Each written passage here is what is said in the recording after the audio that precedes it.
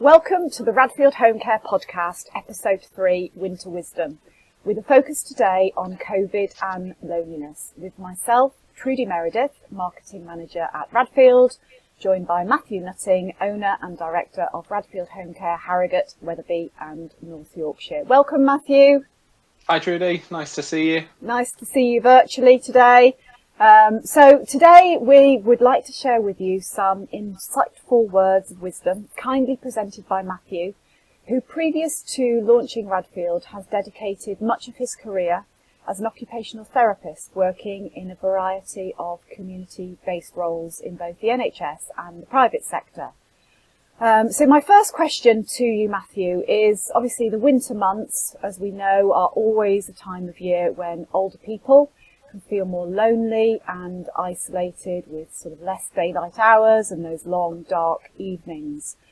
As a home care provider in your community, what are you experiencing during this sort of particularly challenging and worrying time for everyone?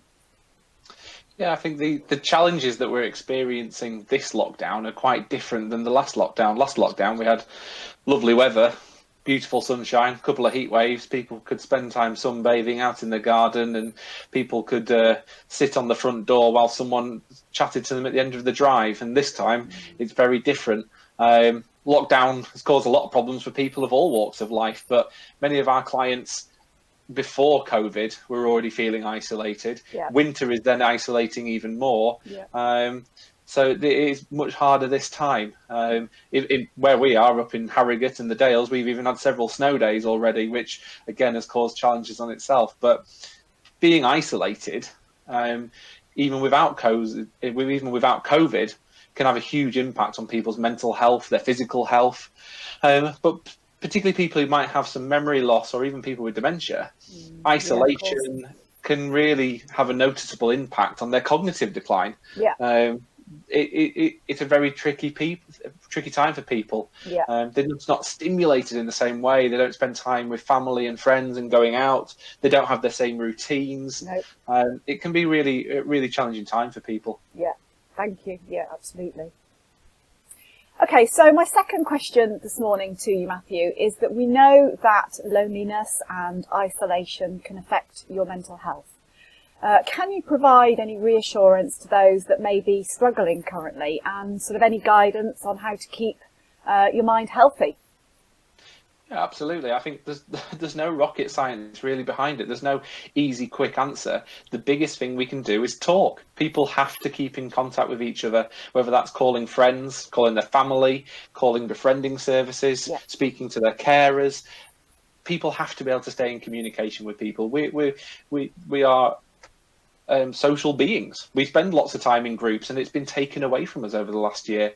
And there's so many pieces of technology now, apps, phones, tablets, laptops, you name it, you can find it.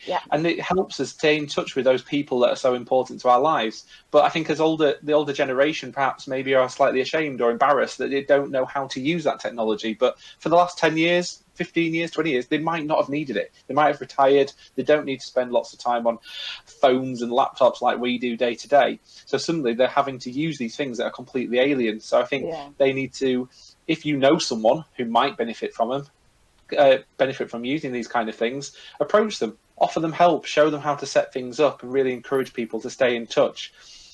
We've had carers over the last year. We've had carers who've been using FaceTime, who've been using WhatsApp video calls, Zoom, Google Hangout. There's so many you can choose from, but they are so key to be able to make sure that people stay in touch with their friends, their family, not just in the country, but all over the world. And it's amazing when you see someone who hasn't seen their family for so long, what a boost it can have on their mental health when they can see the faces of their loved ones face to face almost. Yeah, absolutely. I think one of the next tips I'd definitely say is make sure you get fresh air.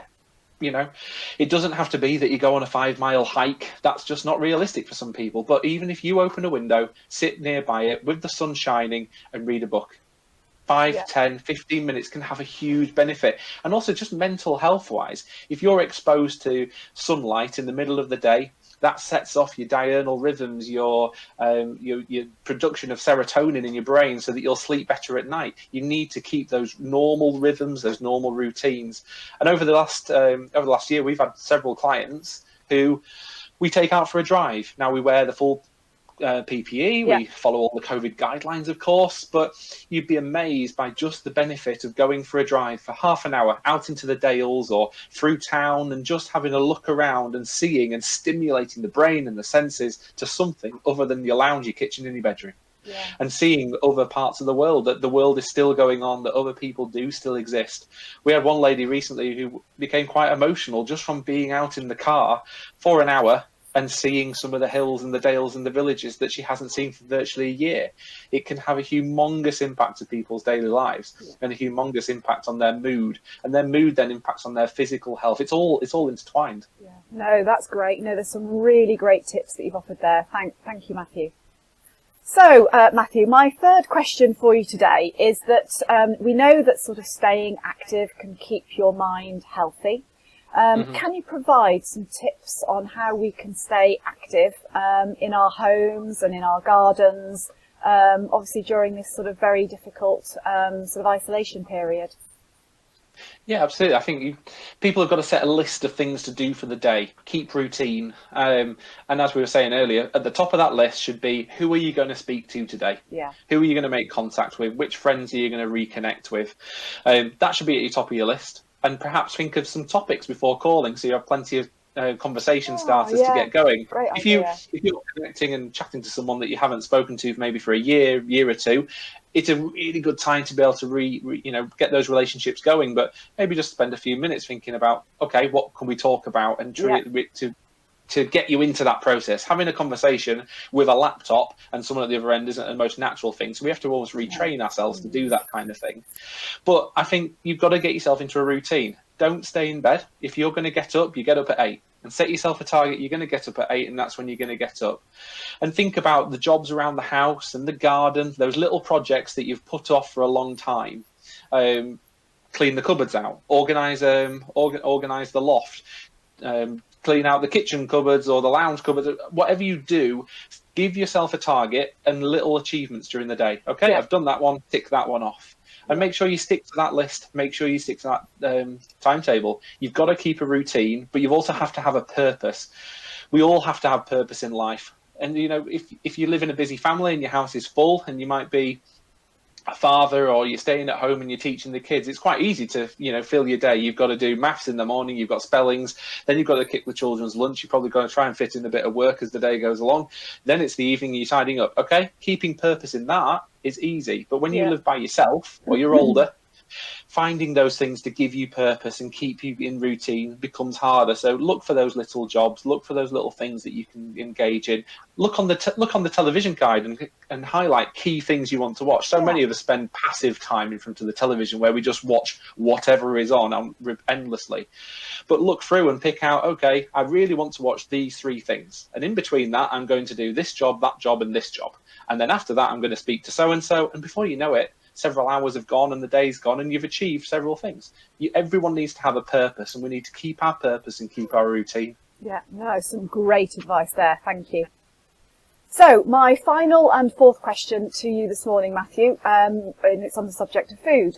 So we know that eating well isn't just important for our bodies, but it's also important for our minds, and that there are sort of certain mineral deficiencies such as iron, and vitamin B12 that can actually give us a low mood. So are there any foods or meals that you would recommend that we eat? Yeah, absolutely. I think during lockdown especially, now's the time to treat ourselves. It's not treating ourselves as in gorging on a whole bag of jelly babies and a chocolate cake, but we need to treat ourselves to nice, wholesome, fresh food. Local butchers, greengrocers, they need our support more than ever at the moment. But many of them are now doing delivery services. And in the past, perhaps we've eaten out once a week, or that's been our treat, or you've eaten out a couple of times a month, or you've ordered a couple of takeaways or something like that. But now that we have time, perhaps now's the time to treat ourselves to that little extra spend on a food shop to get really quality items in. So your eggs, your meat, your fish, your cheeses, all those sort of lovely hearty foods that have lots of vitamin B12 in and iron, or your vegetables, you rich in vitamins, sort of your broccolis and your other I can't think of the word. What's the word for broccoli and the certain type of vegetables? Anyway, really good, rich vegetables, and spend some time cooking a new recipe. Or if you are in receipt of care, we have carers who go out and they'll cook a meal with a client. Yeah. It's time to spend time with each other, cooking, eating, and enjoying meals. Yeah, that's great. No, some great tips there as well. Thank you very much. Many thanks for your time today, Matthew. We hope this topic has been valuable to our listeners. In the next Winter Wisdom episode, the focus will be on activities at home to enjoy and the associated benefits that they bring. So we look forward to you joining us then. Thanks, Matthew. Thank you. Take care.